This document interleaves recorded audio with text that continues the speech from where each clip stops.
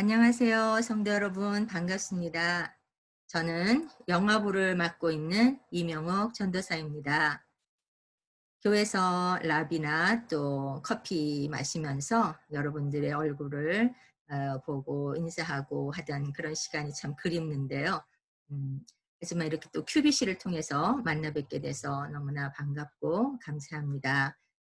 오늘은 QBC 특강에서 하나님께서 아직도 우리의 그 팬데믹으로 인한 여러 가지 상황이 불투명하고 또 내일을 알 수 없는 많은 염려, 불안들이 여전하지만 그 가운데서 하나님께서 우리에게 지금 원하시는 것이 무엇일까 생각하면서 오늘의 강의를 준비를 했는데 저와 함께 25분 동안 하나님께서 원하시는 그 예 아름다운 세상으로 한번 출발을 해 보도록 하겠습니다.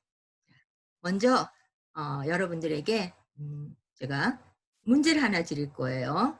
한번 읽어 보시고 여러분도 답을 해 주시면 되겠습니다. 오늘의 질문은 세상에서 가장 좋은 것 하나를 여러분이 찾으려면 무엇을 찾을 수 있을까요? 또 한 가지는 세상에서 가장 나쁜 것 하나를 찾아보시기 바랍니다. 예. 뭐 물질이 될 수도 있고 아니면 어떤 물은 단어가 될 수도 있겠죠. 그런데 이 질문은 제가 만든 질문이 아니고요. 탈무드에 나오는 질문이에요. 어느 날 왕이 요한과 시몬을 불러서 예 이런 질문을 했어요. "너는 가서 세상에서 제일 좋은 것 하나를 가져오고 또 너는 가서 세상에서 가장 나쁜 것 하나를 찾아와라." 이런 명령을 왕이 내렸어요. 그리고 시몬과 요한은 온 땅을 다니면서 '가장 좋은 게 뭘까?' 하다가 딱 한 가지를 찾았어요. 그리고 또 요한도 마찬가지로 가장 나쁜 것. '이것 때문에 사람들이 이렇게 힘들어하는구나. 이것 때문에 사람들이 죽는구나.' 하는 그 한 가지를 찾아왔어요. 여러분 답을 준비하셨어요? 그 답은요. 힌트를 드릴게요. 같은 것이랍니다. 뭘까요? 궁금하시죠? 자, 답은 바로 혀. 혀를 가져왔어요. 세상을 다니다가 보니까 너무너무 이것 때문에 사람들이 막 힘을 얻고 살아나고 생명을 얻는 것을 보고 '뭐구나.' 하고 혀를 가져온 사람이 있는가 하면 다니다가 이것 때문에 사람들이 실망하고 낙심하고 서로 막 죽이기까지 하고 아파하는 이것을 보고 '이것 때문에 세상이 이렇게 어렵구나. 가장 나쁜 거구나.' 생각해서 혀를 가져왔다는 얘기가 탈무드에 쓰여 있어요. 이 혀에 대해서는 아무리 우리가 강조해도 지나치지 않지만 성경에서 이 혀를 뭐라고 말씀하고 있는지 한번 봅니다. 그래서 오늘은 이 강의 제목이 입술의 열매. 우리 입술로 살리는 사람이 되는지 혹은 죽이는 사람이 되는지 그것이 바로 우리의 입을 통해서 하신 하나님께서 하시는 일인데 그 하나님의 말씀하시는 입술이 혀가 어떤 역할을 하는지 잠깐 보도록 하겠습니다. 야고보서에 보면은요. 이 혀가 가장 우리 지체 중에 작지만은 아주 큰 것을 자랑한다 그랬어요. 왜냐하면 이 혀는 불이요 불의의 세계가 된다는 것을 말씀해 주고 있습니다. 그리고 이 혀는 길들일 사람이 없다 그랬어요. 쉬지 않은 악이 나오는 통로가 되고 죽이는 독이 가득한 것이. 야, 혀가 없는 사람이 없죠. 그런데 이 혀 때문에 이렇게 힘들고 어려운 일을 겪는다 그러면 야, 그러면 말을 안 하고 살아야 되나? 너무 낙심되죠. 근데 낙심할 필요가 없습니다. 하나님께서는 이런 혀를 하나님의 손에 붙잡히지 않는 혀는 쉬지 않는 악이 되고 죽이는 독이 가득한 것이 되지만 하나님 손에 붙잡혀 있는 사람은 어떤 가 될까요? 바로 우리 하나님이 우리의 입술의 열매를 창조하시는 하나님이시기 때문에 하나님께서는 입술의 열매를 창조하시는 여호와 스스로를 이렇게 말씀하고 계시는 거예요. 그래서 힘들고 낙심하고 포로 생활에 지쳐 있는 이 이스라엘 백성들에게 평강이 있을 거야. 평강이 있을지어다. 선포하라고 이사야에게 말씀을 하시면서 그러면 내가 고치리라. 하나님 그냥 고치실 수도 있는데 우리의 입술을 통해서 그 얘기를 하라고 말씀하시는 거예요. 중요한 의미가 있죠. 믿음으로 하나님이 하실 것을 믿고 이렇게 선포할 때에 하나님은 그 일을 그대로 행해 주신다고 말씀을 하고 있는 거예요. 그렇기 때문에 우리는 이 혀로 찬송의 제사를 하나님의 이름을 증언하는 입술의 열매를 올려드려야 되는 것이 우리 성도의 기본적인 태도이고 또 우리의 책임입니다. 그리고 하나님께서는 우리의 그 제사의 어떤 것보다도 입술의 열매를 받으시기를 원하신다고 호세아서에서 말씀을 해주고 있습니다. 그럼 이 말은 어디에서 시작을 할까요? 말은 그냥 나오는 것이 아니에요. 어떤 사람은 나 생각이 없었는데 나 정말 마음은 그렇지 않은데 그러면서 얘기를 하는 때가 있어요. 그런데 실은요. 마음에 없는 말은 나올 수가 없어요. 생각이 없는 말이 나올 수가 없어요. 어느 안에 잠재돼 있었던지 간에 그 안에서 말이 나오게 된다는 것을 성경이 분명하게 말씀을 해주고 있습니다. 마태복음 12장 34절에서 37절의 말씀을 보면은요. 이 바리새인들이나 또 서기관들을 향해서 너희가 마음에 가득한 것을 입으로 말한다고 예수님께서 직접 말씀하셨고 사람은 무엇이든지 그 쌓은 것에서 선을 내기도 하고 악을 낸다는 말씀을 하셨어요. 그리고 이 말 때문에 우리는 어떤 무익한 말, 지나가는 농담이라도 하나님은 심판날에 그것을 가지고 우리에게 심문을 하신다는 아주 섬뜩한 말씀이죠. 네. 그래서 우리는 이 말로 의롭다함을 얻기도 하고요. 이 말로 정죄를 받기도 하는 거예요. 너무너무 중요한 말이죠. 그래서 한국에는 한 초등학교에서 이런 실험을 했어요. 여러분 이런 영상들을 아마 많이 보셨을 거예요. 양파 2개를 각 가정에서 준비해서 하나는 좋은 말, 하나는 나쁜 말 하는 것을 써서 아침마다 또 저녁에 학교 갔다가 왔을 때 항상 한 양파에는 칭찬하고 격려하고 정말 사랑스럽다는 얘기를 계속 해주라고 했고요. 또 한 양파에는 야, 너 왜 이렇게 못생겼어? 아유, 삐뚤어져 가지고 아유, 색깔은 이게 또 뭐야? 하고 저주하고 나쁜 말. 네, 아주 마음을 힘들게 하는 그런 말을 계속 해보라고 했어요. 결과는 우리 성도님들 잘 아시는 대로 5일이 지난 후에 가져오세요 했는데 5일이 지난 후에 이 양파의 모습을 보니까 어떤 모습이었을까요? 이런 모습으로 자라났어요. 좋은 말을 듣고 날마다 격려하고 사랑스러운 그런 말을 듣고 늘은 장파와 그렇지 못한 양파의 자람이 확연하게 다르게 나타났죠. 네. 이렇게 하나님께서는 이 우리의 말로 인해서 놀라운 능력이 있다는 것을 우리에게 보여주고 있습니다. 욥기에 보면은요, 이 말이 거센 바람과 같다고 얘기를 하고 있어요. 네. 너무너무 거센 바람, 광풍과 같아서 말릴 수가 없는 이런 것이 말의 능력이라고 했고요. 잠언 6장에서 보면은요, 이 말로 인해서 얽혀버린다고 했어요. 그리고 말로 인해서 잡혀버린다고 하고. 사무엘상에서는요, 교만한 말, 오만한 말을 입에서 내지 말라고 말씀을 하고 있습니다. 말은 또 구부러진 말이 있어요. 아주 비비꼬아서 하는 말들, 예, 삐뚤어진 말.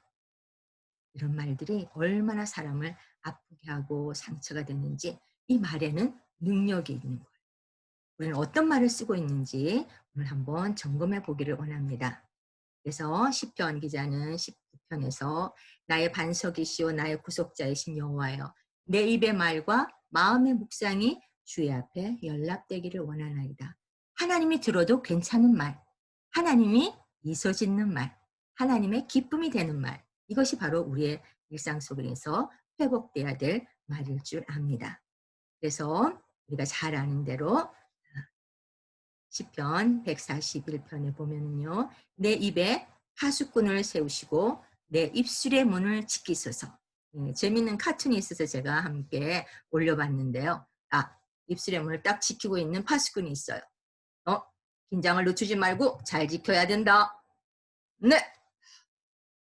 또 곳에서 나오는 것으로 인해서 사람이 심하게 다칠 수도 있어. 상처 입을 수도 있어. 심지어 죽을 수도 있다니까. 똑바로 해. 네. 아니, 대체 뭘 지키기 위해서 내 앞에 예수님께서 당신을 세워놓으신 거예요? 그건 바로 내 입술이야. 재밌게 카툰을 만들었죠. 우리는 이 입술의 문을 지키기 위해서 하나님께 간구하고 우리의 말을 점검해야 되는 것이 정말 중요합니다. 그래서 어느 자동차 광고를 회사에서 냈는데요. 달리는 당신을 응원합니다 하는 그런 캠페인을 열었어요. 여러분들 요즘에 SNS나 뭐 이렇게 동영상 또 여러 가지 그런 내용들을 보면은 댓글들을 많이 달죠. 그거를 이제 리플라이 한다 그러는데 이것은 한국말과 영어를 섞어서 선한 리플라이, 리플 그리고 악한 리플라이, 리플, 악플 해서 선플과 악플 이런 일들을 이제 많이 쓰는데요. 이 자동차에 있어서 어떤 캠페인을 했는가 하면요. 여러분들 중에서 지금 너무 힘들고 어렵고 낙심되고 정말 소망이 안 보이는 그런 분들에게 여러분들이 선한 리플, 선풀을 좀 달아주시기 바랍니다. 그래서 그분들에게 무슨 일이 일어나는지 정말 놀라운 회복과 또 세워짐이 있다면 그분에게 여러분들에게 자동차 한 대를 드립니다. 이런 캠페인을 시작한 거예요. 자, 그런데 정말 놀라운 결과가 났어요. 한 사람은 눈이 먼 장애인이었어요. 예. 아무것도 할 수 없다고 주저앉아 있는 분. 어떤 할머니는 예, 자녀를 잃고 정말 혼자서 예, 정말 소망이 없이 살아가는 그런 할머니. 이 몇 가정들을 이렇게 쭉 이제 선정을 해서 그분들에게 예, 선풀을 달도록 얘기를 했는데 정말 많은 사람들이 예, 위로합니다. 힘내세요. 혼자가 아닙니다. 당신과 함께하는 저희가 있습니다. 여러분 할 수 있어요. 네, 이런 많은 선한 를 하나님께서는 우리 입술에도 그런 능력이 있다는 것을 이 자동차 회사가 아마 알았는지도 모르겠어요. 그래서 어떤 사람은 이렇게 칼렌더를 만들어 가지고 야 오늘은 내가 댓글에 성공했어. 선한 영향력을 끼치는 말을 했어. 그리고 오늘은 내가 주일이니까 SNS에서 댓글 안 하고 이런 거 안 보는 날이야.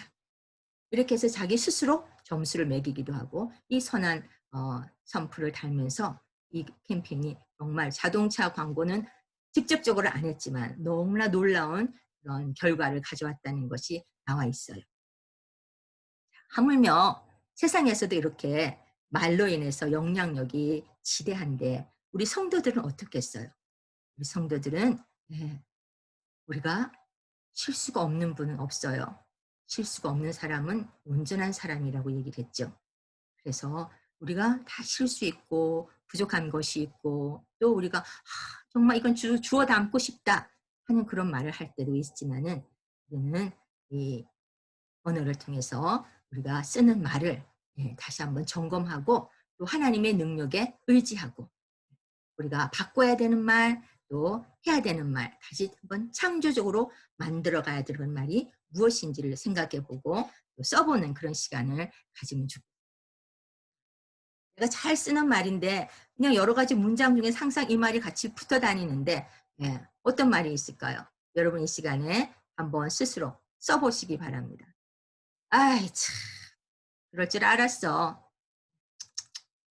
이래서 안 되는 거야. 뻔하다 뻔해. 오 누구누구 닮아서 그래. 그리고 비속어들, 상처되는 말 너무 많죠. 네. 우리가 의미 없이 달고 있는 그런 말들이 능력으로 나타난다는 것을 생각하면 우리는 이제 말을 바꿔야 됩니다. 내가 쓸 창조적인 선한 말이 어떤 게 있을까요? 아, 기대가 되네요. 하나님이 하실 일이 정말 기대가 됩니다. 하나님은 아무것도 없는 곳에서도 이 멋진 땅을 창조하셨잖아요. 하나님은 아무것도 없는 일에서도 무슨 일이든지 하실 수 있는 분입니다. 예수님 품에 푹 안긴 하루가 되세요. 아무리 발버둥쳐도 우리는 잘 될 수밖에 없답니다. 하나님 다 들으셨어요. 알고 계신데요. 인생 최고의 디자이너가 맡으셨으니까 염려 없죠? 당신은 성령에 감동된 사람입니다. 하나님의 최고의 걸작품이에요. 생각의 문이 활짝 열리는 시간 되세요. 은혜의 강물에 풍덩!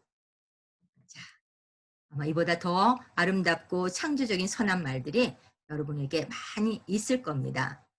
저는 이제 영화부에서 태아교실을 하면서 그 태아교실 교재 중에 회복이라는 그런 세션이 있어요. 그 세션에서 어떤 얘기를 하느냐 하면은 아이를 가진 임산부가 꼭 회복해야 되는 것들이 있는데 이제 첫째는 하나님과의 관계, 사람과의 관계 회복이 있어야 되고요. 네, 두 번째는 언어의 회복이 있어야 된다는 것을 제가 꼭 얘기를 해요. 왜냐하면은 세중에 아이들도 엄마 아빠의 하는 얘기를 듣거든요. 네.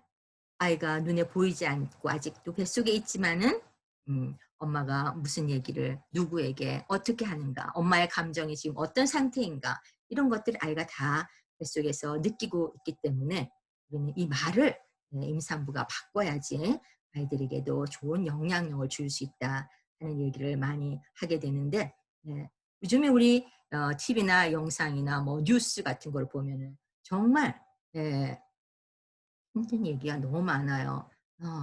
근데 그것이 다 팩트예요. 정말 그런 말들이 많은데 하나님이 우리에게 지금 팩트를 듣기를 원하실까요? 아닌 것 같아요. 네. 우리가 잘 아는 대로 12 정탐꾼이 가나안 땅을 정탐하고 왔을 때 10명의 정탐꾼의 보고와 2명 여호수아와 갈렙의 보고가 완전히 다른 것을 알고 계시잖아요. 10명의 정탐꾼은 눈으로 보니까 정말 엄청 큰 사람들이었고 거기는 정말 힘세서 우리는 이게 잽도 안 된다 생각하면서 팩트를 보고했어요. 그런데 하나님은 그 팩트를 no, 아니라고.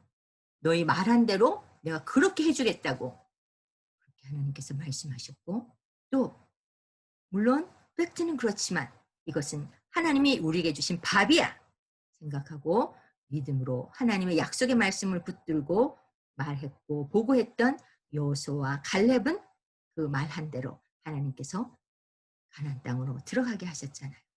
지금 우리는요 힘들고 어려운 시기를 맞았어요. 여러 가지 환경이 막혀 있고 우리의 생업이나 우리의 내일에 대한 불확실이 너무너무 정말 상상을 초월하는 일들이죠. 그래서 미래학자들의 얘기들 또 여러 가지 지금의 상황을 진단하는 뉴스들 마음이 참 힘들어요.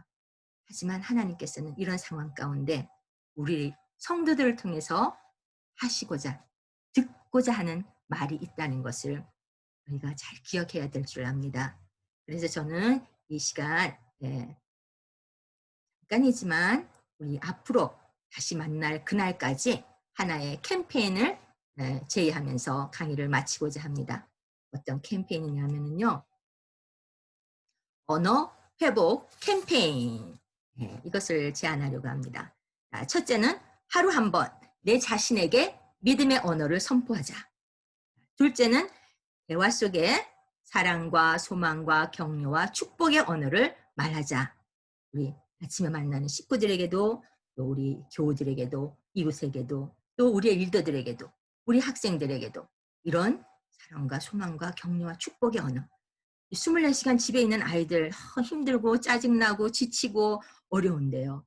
우리는 이거를 극복해야 돼요. 하나님이 우리에게 극복하라는 숙제를 지금 주고 계시는 거예요. 그래서 우리는 이 축복의 언어, 소망과 격려의 언어로 나만 사는 것이 아니라 이웃을 살리고 우리 자녀를 살리는 일을 하는 언어 회복 캠페인을 하시고요. 세 번째는 나의 이 창조적인 언어를 나만 우리 식구만 누리는 것이 아니라 내가 속한 부서나 기관에 올려서 서로 도전받는 거예요. 와, 그런 언어가 있구나. 야, 이거 너무 좋다. 나도 한번 해봐야지. 이렇게 서로 도전하면서 앞으로 만났을 때는 네, 정말 멋진 언어입니다. 창조적인 언어 감사합니다.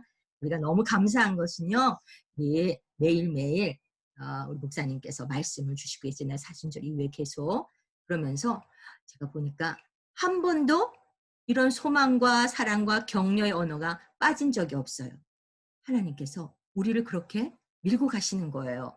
하나님께서는 우리를 그 자리에 두지 아니하시고 이 언어로 살아나기를 원하시고 회복되기를 원하시는 것이 바로 이 우리가 처해 있는 시간이고 우리가 해야 될 그런 내용인 줄 압니다. 그래서 언어 회복 캠페인 여러분들 잘 기억하시고 계속해서 이 캠페인이 우리가 다시 만나는 그날까지 계속해서 쭉 이어가는 우리 성도님들 되시기를 바랍니다. 네, 감사합니다. 자, 자신에게는 어떤 믿음의 선포를 할까요? 내 영혼아, 내가 어찌하여 낭망하며 불안해하는가? 하나님께 소망을 주세요. 하나님의 도우심으로 인하여서 여전히 나는 하나님을 찬송할 겁니다. 우리 가족과 이웃과 또 우리 교우들에게는 사랑과 축복과 믿음의 언어, 우리 잘 아는 지은평, 제가 중요한 요 단어만 저희 함께 했는데 여러분 더 좋은 축복의 언어들이 성경에 너무너무 많죠. 자, 그리고 창조적인 입술의 열매를 이렇게 지어서 나만 사는 것이 아니라 우리 교회 학교도 살리고 다음 세대를 살리고 이웃도 살리고 이 사회도 살리고 이 나라도 살리는 놀라운 일들을 우리 지금부터 시작하자고요. 네, 감사하고요. 자, 이제는 여러분들 채널 고정하시고 KAPCQ 유튜브 채널로 기다리시면은 윤전도사님께서 찬송가 해설 시간으로 이어지겠습니다. 감사합니다.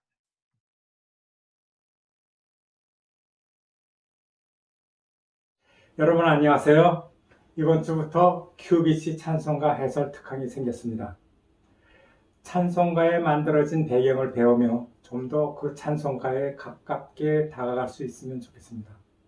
오늘은 이미 여러분들이 잘 아시는 찬송가 413장 내 평생에 가는 길 그 곡의 백그라운드를 한번 살펴보겠습니다.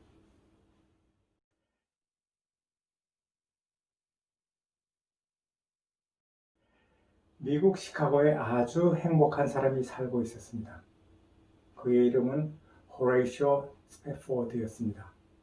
그는 유명한 변호사이며 린든 대학과 시카고 의대 법리학 교수이고 또 신학교 이사, 운영위원이었으며 특별히 그 유명한 무디 교회의 재정 담당 장로였습니다.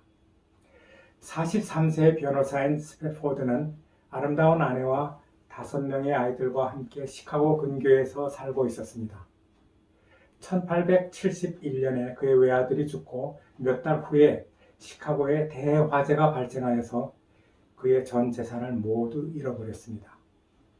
이틀간 불어온 건조한 바람을 타고 불길은 시카고 다운타운을 쑥대밭으로 만들었습니다. 당시 약 30만 명 정도의 주민 중에 10만 명가량이 집을 잃었습니다. 재산 피해가 약 2억 달러, 지금으로 따지면 약 3빌리언 달러였습니다. 사망자가 약 300명 정도로 추산되는 엄청난 도시의 재난, 즉 환경에 의한 어려움은 이 호레이쇼에게도 찾아왔는데 이들의 아름다운 집도 불타 없어졌고 부동산에 많은 투자를 하였던 그는 큰 피해를 입게 되었습니다. 이 화재 때 여러분이 잘 아시는 무디 교회도 불타 없어졌습니다. 그 후 2년 뒤 호레이쇼는 친구인 무디와 복음성가 가수 생키의 1873년 영국 집회에 가족들과 같이 참석할 것을 계획합니다. 시카고의 어려운 사람들을 돕기 위한 하나의 방편인 모금 집회에 참여하게 된 것이죠.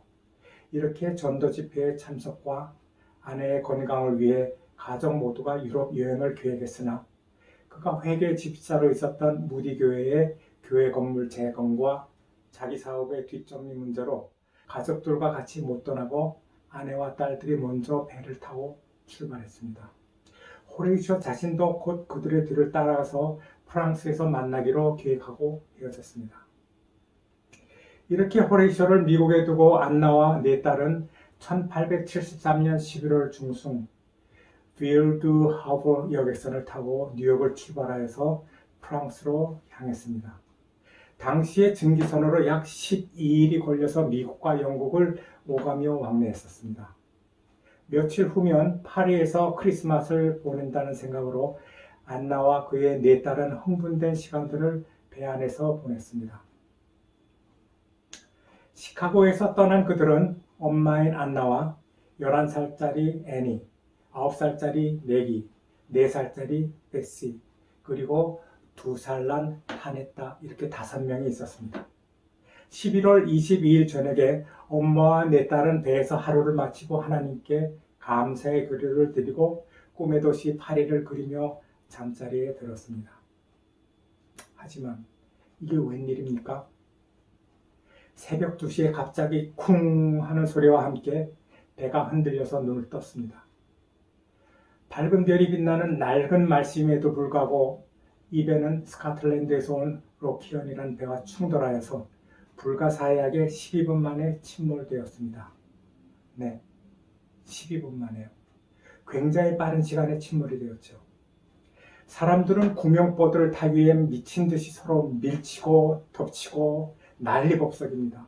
또 많은 사람들이 얼음 물속으로 빠져들어가기 시작했습니다. 엔나는 딸들을 구하기 위하여 그들을 껴안고 필사적으로 노력했지만 그 무서운 혼란 중에 맏딸 애니와 둘째 매기를 놓치게 되었습니다. 가판이 기울며 애니는 물에 빠졌고 엄마는 죽을 힘을 다해 다른 아이들을 붙잡고 있었지만 결국 5살짜리 베시는 힘이 빠져 놓치게 되었고 마지막으로 2살짜리 막내딸이 물에 가라앉는 것을 보며 안나는 그만 정신을 잃었습니다. 한참 후 안나가 정신을 차려보니 그녀는 다른 배 승무원에 의해 구조되어 영국에 있는 웨일즈로 오게 되었습니다. 안나 가족이 탄 그 배에는 313명이 탔는데 그 중에 226명이 죽고 87명만 살아남았습니다. 며칠 후 생존자들과 함께 영국 웨일즈로 간 안나는 남편에게 짧은 내용의 전보를 쳤습니다. Saved alone. What shall I do? 나 홀로 구조되었어요. 어찌하나요? 호레이쇼는 전보를 받자마자 바로 뉴욕을 떠나며 친구에게 이렇게 말을 했습니다. 요새 내 마음속에는 계속 믿음을 잃어서는 안 된다는 생각이 자꾸 떠오르네. 호레이쇼가 배를 탄 지 4일 후 목요일 저녁 가족들이 탄 배가 침몰한 지역을 지날 때 선장이 호레이쇼에게 이렇게 말했습니다. 호레이쇼, 이곳이 당신 가족이 사고를 당한 지역입니다. 저곳, 저 아래에 당신의 사랑하는 네 딸이 쉬고 있을 겁니다. 검푸른 파도가 치는 그 비극적인 현장을 침통한 심정으로 바라보면서 몇 시간을 울부짖다가 그는 슬픔 가운데 주님의 놀라운 섭리와 은혜를 알게 됩니다. 마음의 평안을 찾은 그는 펜을 들어 한 편의 시를 써내려갔습니다. 그리고 이 시가 전 세계적으로 사랑받는 찬송가가 되었습니다. 내 평생에 가는 길이 순탄하여 늘 잔잔한 강 같더니 혹은 풍파로 무섭고 어렵든지 나의 영혼은 늘 평안하다. 사실 얼마 전에 앤나도 비슷한 경험을 했습니다. 네 딸을 잃은 그녀는 절망에 시달렸고 삶의 목적을 잃어 바다에 빠지려 했으나 그의 한 가슴 속에 울림이 들어왔습니다. 너는 목적을 위하여 구하여졌으니 남은 자의 삶을 살아라. 후에 그들은 시카고로 돌아와 모든 것을 잃은 자신들을 위해 온 교인에게 기도의 도움을 부탁했습니다. 1876년 무디 목사와 복음성가 작곡가 블리스가 호레이쇼를 방문했을 때 호레이셔는 블리스에게 자기의 시에 곡을 붙여달라고 주었습니다. 1876년 그해 11월 마지막 금요일에 시카고 페어웰 홀에 1000명 이상 모인 사역자들의 집회에서 작곡가 블리스는 엄숙한 독창으로 내 평생에 가는 길을 처음 소개했습니다. 몇 년 후 안나는 두 딸 버사와 그레이스를 또 낳았습니다. 호레이셔는 이 두 딸들을 통해 위로를 받았습니다. 5명의 자녀를 잃은 시련을 통하여 하나님은 그의 모든 자녀들을 어떤 환난이나 시련 속에서도 사랑하신다는 것을 확실한 그들은 1881년에 온 가족이 이스라엘로 이주하여 예수님이 태어나신 베들레헴에서 멀지 않은 곳에 미국 식민지청을 만들고 거기에 정착하였습니다. 그곳에서 그들은 모든 사람들을 위하여 봉사하는 삶을 살았습니다. 7년 후 호레이셔가 말라리아로 죽자 앤나는 다시 한번 슬픔에 빠져 모든 것을 포기하고 싶었지만 남편과 함께 시작한 일을 하나님이 주신 영적인 힘으로 계속 추진해 나갔습니다. 그들의 봉사의 씨앗은 시간이 흐르면서 많은 열매를 맺게 되었습니다. 딸 볼사는 아버지 호레이셔의 인도주의 사업을 확장시키며 1차 세계대전 동안 난민을 위한 숲 키친을 조직하여 부상당한 아군과 적군, 모든 병사들을 위한 병원을 감독했습니다.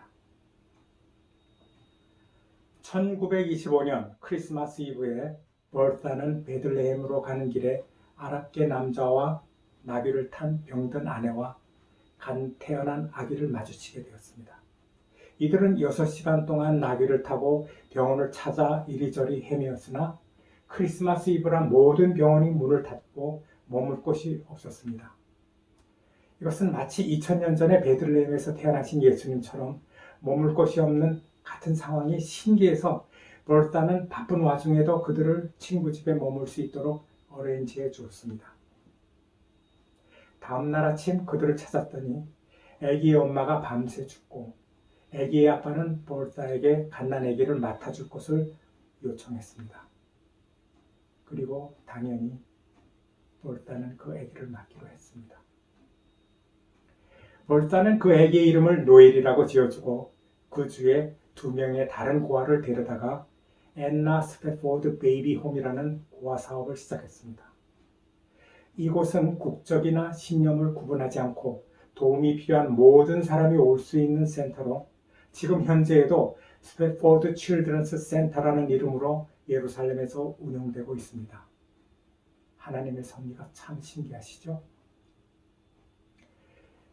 거의 150년 동안 수백만 명에 의해 불려진 호레이셔의 찬송가 내 평생에 가는 길은 쓰여진 상황을 알지 못하는 사람들에게도 용기와 희망을 주는 찬송가로 지금까지 불려지고 있습니다. 호레이셔의 삶은 어떤 시련과 고통과 아픔이 있는 인생의 밤이 와도 일어설 수 있는 믿음의 사람이었던 것을 보여줍니다. 지난 3개월 동안 우리는 코로나 바이러스 때문에 힘든 시간들을 보내왔습니다.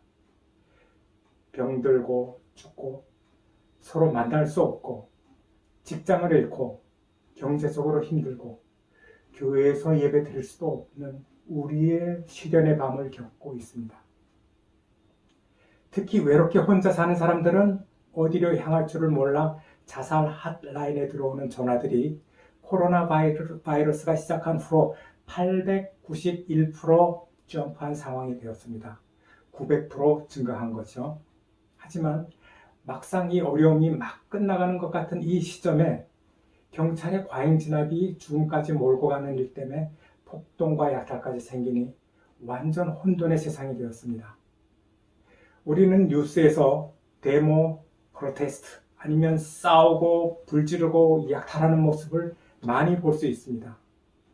이게 뭔가요? 서로 사랑하지는 못해도 이건 좀 아니잖아요. 이럴 때일수록 우리는 이 세상 사람들을 돕고 섬기고 사랑함으로써 주님의 사랑을 실천해야겠습니다. 뉴스를 보고 안 됐다 라고 끝내지 말고 남은 자의 삶을 살아 이웃에게 사랑의 손을 내밀어야 할 때입니다. 하나님의 사랑은 어둠 속에서 빛나고 희망은 상처 입은 영혼들을 치유할 수 있습니다. 만약에 우리가 서로 돕고 섬기고 사랑하고 구제한다면 아무리 어려운 일이 우리를 억압해와도 우리는 함께 이렇게 찬양할 수 있습니다. 내 평생에 가는 길 순탄하여 늘 잔잔한 강 같든지 큰 풍파로 무섭고 어렵든지 나의 영혼은 늘 평안해.